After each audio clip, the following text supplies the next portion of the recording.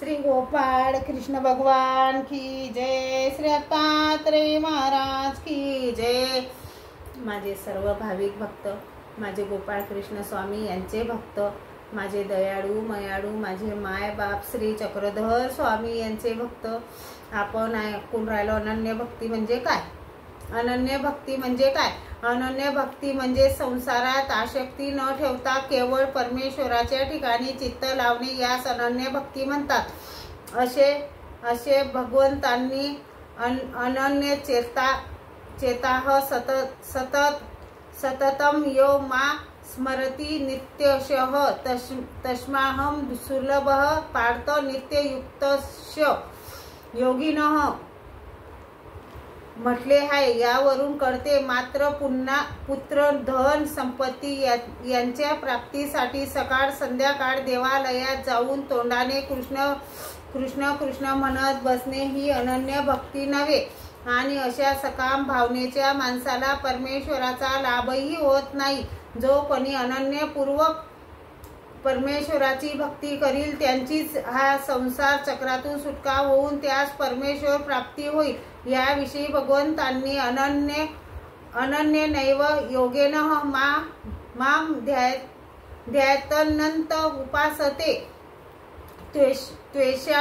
त्वेषामहं समृद्धताः मृत्यू संसार सागरात भवामी नाचिरात पार्थ मय्या वेशित चेतसाम असे सांगितले आहे। यावरून आपणास समजेल भगवंताच्या भक्तीविषयी श्री संत ज्ञानेश्वरांनी आपले मत व्यक्त केले आहे। ते म्हणतात, माझी ये भक्ती विन जडो तयाचे जियाले पण अगा पृथ्वीवरी पाषाण नसती काही।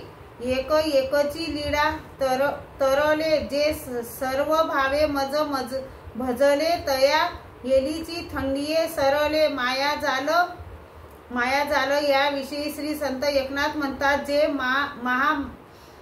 मायेची निवृत्ती करावया दाटुगी भगवत भक्ती स्वयं श्रीकृष्ण हेच अर्थी बोलिला अर्जुना प्रति गोते माझी अविद्यायुक्त मलिन त्यासी शुद्ध व्हावया जाण माझी भक्तीच प्रमाण श्रीकृष्ण सांगे। त्याने संसारातील समग्र बंधने तोडून श्रीकृष्ण भगवंतांचीच भक्ती केली पाहिजे असे संतांनी प्रमाणोक्त शास्त्राद्वारे सांगितले आहे। याकडे लक्ष केंद्रित करावे। भगवंतांची भक्ती करण्याकरिता भगवंताशी आई बाप बंधू भगिनी प्रमाणे प्रेमाचे नाते जोडावे लागते। असे आपण माता पिता बंधू भगिनी यांच्यावर प्रेम करतो, त्यांच्या सुख दुःखात रमतो, त्यांचा वियोग झाला तर आपण दुःखी होतो, त्यांच्याशिवाय आपणास उदास वाटते। आपली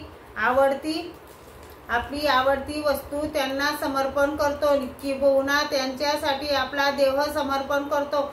तसे परमेश्वराविषयी असायला पाहिजे, तरच परमेश्वराची अनन्य भक्ती होईल। असे अनन्य भक्ती केली तर परमेश्वर आनंद देतात आणि या संसारात आपणास सहाय्य करतात। उदाहरणार्थ द्रौपदी, सुदामा, सहस्रार्जुन, रुचिक ऋषी आणि कलियुगातील कनाशीचा ब्राह्मण, रायर येथील वामन इत्यादींना सहाय्य केले। कदाचित आपण पतित झालो तर पुढे होणाऱ्या नरकातून परमेश्वर सोडवितात। याविषयी एक दृष्टांत आहे, तो असा, माता आपल्या बालकास निद्रा अवस्थेत सोडून काही कामानिमित्त बाहेर गेलेली असते। बालक जागृत होऊन रडू लागते, तेव्हा बालकाचा आकांत ऐकून ती माता चपला गतीने धावत येते आणि त्या बालकास जवळ घेऊन त्यांचे तोंड पुसून स्वच्छ करते आणि आपल्या अंगावरील दूध पाजते। तसे आपण अंतःकरणापूर्वक भगवंताचे ध्यान चिंतन केले तर परमेश्वर नरकातून सोडून सुख देतात। परमेश्वर पा किती सुखी म्हणजे जीवांना खूप आधार देतात। परमेश्वर पा द्रौपदीने एवढ्याशा चिंधीचं परमेश्वरानं पा किती दिलं, किती सहाय्य केलं, तसे परमेश्वर आपल्याला सहाय्य करतील। सुदामाला पा एवढ्याशा एवढ्याशा तांदूळाचा कणावर परमेश्वराला सोन्याची नगरी दिली. द्रौपदीचे एवढ्या चिंधीवर द्रौपदीला पहा किती वस्त्र पुरवलं. परमेश्वर खूप दयाळू, मयाळू, कनवाळू, कृपाळू आहे. तुम्ही परमेश्वराची भक्ती करा, परमेश्वरावर निहेतुक प्रेम करा. परमेश्वर तुम्हाला पहा कसे सहाय्य करतात. श्री गोपाळ कृष्ण भगवान की जय.